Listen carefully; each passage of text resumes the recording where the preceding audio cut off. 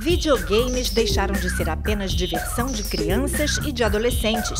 Passaram a ser levados muito a sério, tanto pela economia, quanto pela educação e até mesmo na área da defesa. E isso tem uma explicação. O mundo está se gamificando.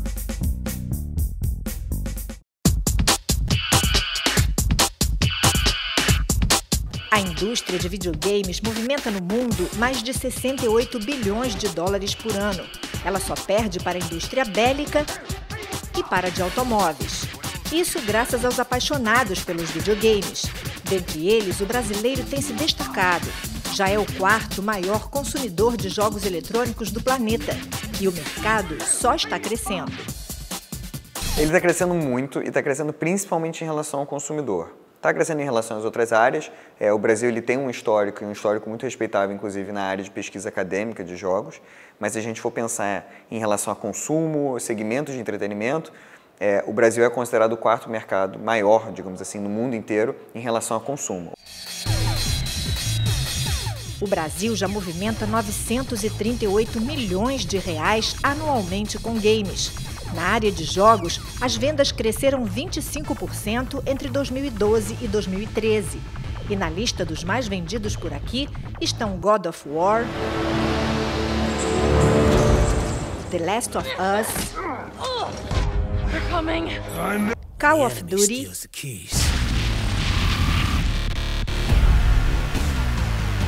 Just Dance, Assassin's Creed, FIFA e Pro Evolution Soccer.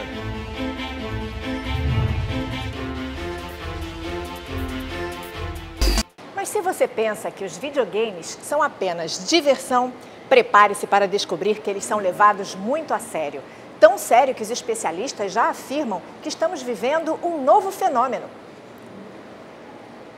O da gamificação. O termo é usado quando alguma atividade apresenta características lúdicas nas mais variadas situações, como, por exemplo, dar recompensas por conseguir atingir uma meta. Eu tenho um serviço que não tem nada a ver com o jogo, mas eu quero que as pessoas fiquem mais engajadas e interessadas em usá-las. Aí elas começam a usar e aí são recompensadas por determinado uso. Na verdade, é quase como se fosse um clube de fidelidade ou um pacote de prêmios, né? Assim, restaurantes já fazem isso há eras. Você come lá 10 vezes, você ganha um prato de graça. Você compra 10 pizzas, você ganha uma pizza de graça. Então, assim, gamificação, na verdade, é mais um termo atual que designa uma coisa que já está presente na sociedade há muito tempo, mas que tem sido cada vez mais utilizada nas mais variadas obras. Então quando um serviço é gamificado, ele se vira um jogo? Não, ele ainda não é um jogo, mas ele tem características de jogo para poder promover um engajamento maior. E esse engajamento se deve ao fato de os seres humanos terem o desejo natural de competir e obter resultados. As pessoas querem ter uma recompensa, o reconhecimento. Neste centro de ciências em Vancouver, no Canadá, as crianças aprendem conceitos de ciências brincando. Tudo aqui parece um jogo.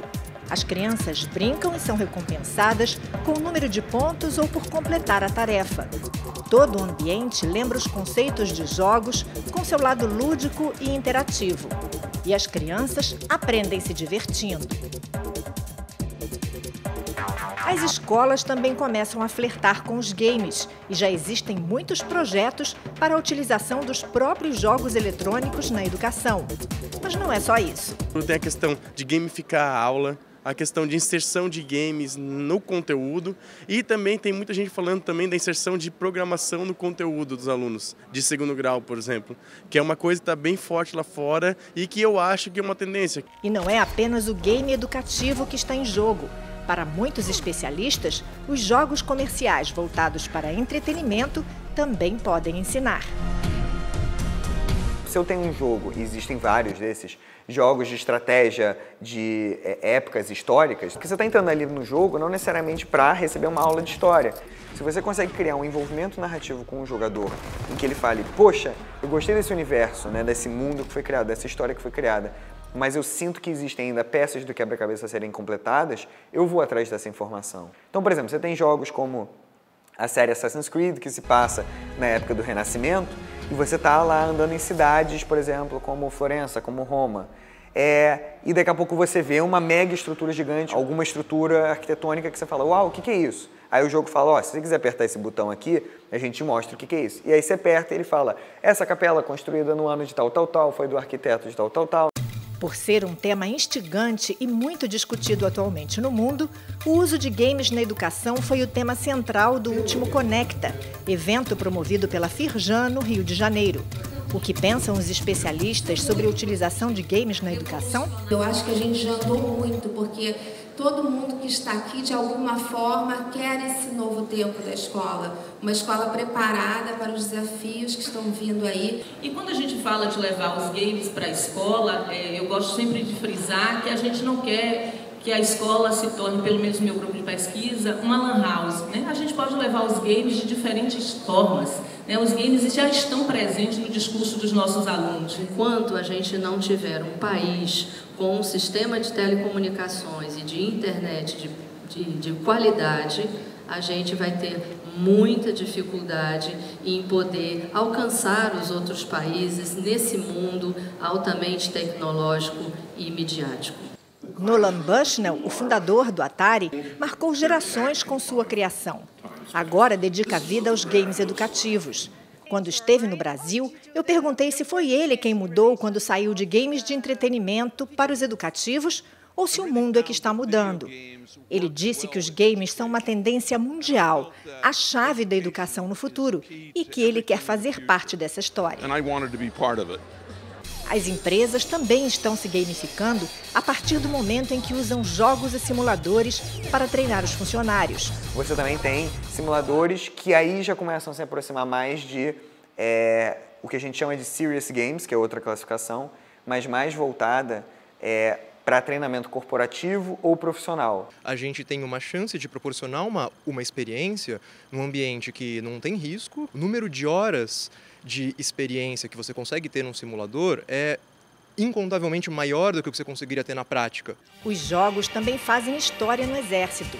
Se antes os militares usavam o xadrez por ser considerado uma das melhores representações de combate, hoje o Exército usa simuladores bem mais sofisticados do que um tabuleiro.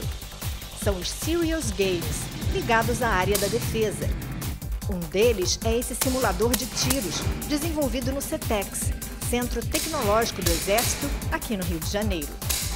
Esse sistema nosso, que é o nosso simulador de tiro de armas leves, né, aqui batizado de STAL, ele se caracteriza, se destaca no mercado de simuladores por duas coisas que são fundamentais, que é a precisão de identificação de disparo e o tempo de resposta do sistema. O nosso sistema ele tem uma precisão, em termos técnicos, 1 milirad, né? O erro provocado na linha de mira e o ponto identificado não ultrapassa 3 centímetros. E o outro aspecto dele é o tempo de resposta, em menos de 4 milissegundos. E como o desenvolvedor do simulador é um combatente, ele pôde aplicar seu conhecimento na criação do simulador. Como eu já fui instrutor de tiro, né, eu consegui criar estandes, né, virtuais, similares aos estandes reais que eu já vi, né, durante a minha carreira, né, estandes fechados, abertos, tiros de ação reflexa, né, estandes de ação reflexa, né, e até melhorar um pouco, colocando inclusive seres humanos virtuais, né, para poder interagir com o instruendo com relação, por exemplo, a um combate à localidade. E por estar bem próximo do real, o resultado do uso de simuladores no treinamento militar acaba gerando 2 pontos muito importantes. No simulador, ninguém vai se machucar. Não existe essa possibilidade. Então, eu posso pegar um recruta que nunca pegou numa arma, né? Ele vai fazer primeiro todo um treinamento no simulador, para somente aí eu levar ele para um tiro real e eu vou estar num ambiente mais seguro. Tá? Existe um outro aspecto, que é a questão da disponibilidade de treinamento. Aqui no CETEX nós não temos estande de tiro, por exemplo, que é o caso do IME. Então, para eu fazer um único tiro real, eu tenho que reservar um estande, eu tenho que ter uma ambulância, um médico presente, um oficial de tiro. Se eu for falar de um disparo de uma arma leve anticarro ou um míssil antiaéreo, aí eu tenho que pensar em interdição do espaço aéreo na área de treinamento, tem um custo elevadíssimo. Com tudo isso, serão necessários mais desenvolvedores de jogos e engenheiros de computação na área militar. Se o aluno do IME ele se interagir com a parte de simulador, cenário, começar a aprender sobre manipulação de objetos em 3D, ele vai conseguir otimizar muito mais o tempo no aprendizado.